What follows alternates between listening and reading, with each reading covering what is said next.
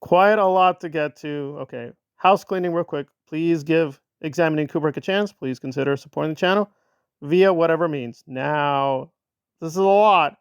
So let me clarify. People are saying that Harvey, no, he is not getting out of prison.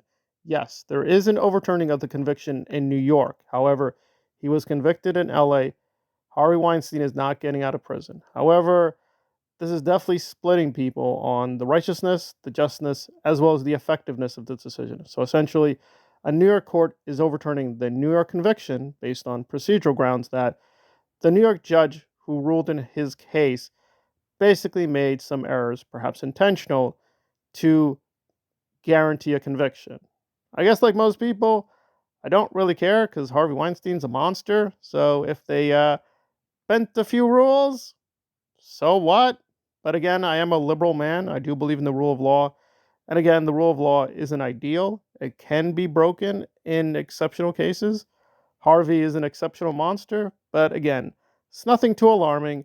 He still has to serve a sentence, but of course, his lawyers are now going to challenge the LA conviction, and maybe, again, a big maybe, he will eventually get out of prison. But it's a lot of maybes. Also, people need to recognize he has a ton, and I do mean a ton of lawsuits. So even if he did magically get out of jail tomorrow, he is not free. He's going to be facing many lawsuits for a very long time. So don't worry.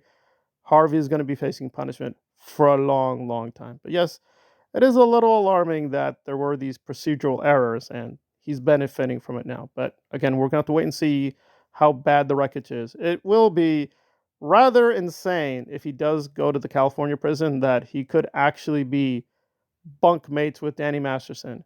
And speaking of Danny Masterson, we transition to the docs controversy with Aaron Smith Levin. So let me give the essential background for the people who are a little confused.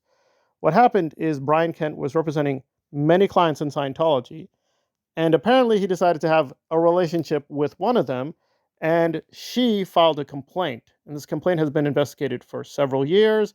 And Rabbit of Down the Rabbit Hole News, as well as Miriam and now Aaron, have decided to group up and attack Brian Kent. He's been let go of a board position. He was on the board of the Child USA, and his own law firm has fired him.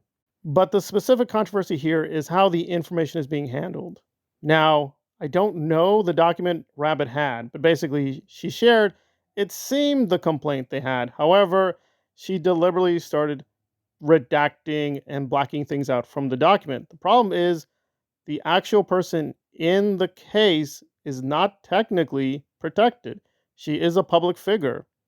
You're not necessarily supposed to put Jane Doe there, and Rabbit is not a legal expert. So it seems like they're basically skewing the case against Kent, making her, quote, a Jane Doe. Is she actually a Jane Doe? Don't know. And then there's a lot of hypocrisy because it seemed Rabbit and Miriam were assuming she's a Jane Doe. Is she? Maybe, maybe not. But then Aaron, because of the way he's reporting on it, gave so many clues, and then he outright almost said her name. He said a little bit, he said part of the name. So if you piece it together, you basically know who it is. So it just seems like a lot of manipulation by people who are not qualified or experts in this position to basically engineer a lot of media manipulation. Now, I'm not necessarily defending Brian Kent. I'm just saying this is all very iffy, very tricky. Again, these people just don't seem to know what they're doing. And now, technically, she has been doxxed. Now, I don't think this is really damaging because the person went public. If it is who I think it is, this is a public figure. And even if it's the other person, that might be the case, she is also a public figure. Again, when you do these lawsuits, you can sometimes say you're a Jane Doe, but sometimes you can elect to become a public figure. So if it is the people I'm thinking of, they are not technically Jane Does. So why they're being called Jane Does, I don't know.